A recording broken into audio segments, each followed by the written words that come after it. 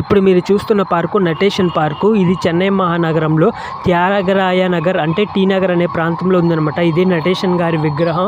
ఆయన పేరు మీదే ఈ పార్కు కట్టించారనమాట. ఈ పార్కుకి చాలామంది ఉదయం సాయంత్రం వేళల్లో వాకింగ్కి వస్తుంటారు. చాలా ఆహ్లాదకరంగా ఉంటుంది. ఈ పార్కులో నిరాశ్రయులు కూడా ఉన్నారు చూడండి, పడుకున్నారు చూడండి. కొంతమంది నిరాశ్రయులు వచ్చి సేద తీరుతూ ఉంటారనమాట. చిన్న చిన్న పిల్లలకు కావాల్సిన ఆట వస్తువులు లాంటివి, జారుడు బల్ల, ఉయ్యాల లాంటివి, అలాగే యోగా సెంటరు, జిమ్ము లాంటివి కూడా ఉన్నాయి అనమాట.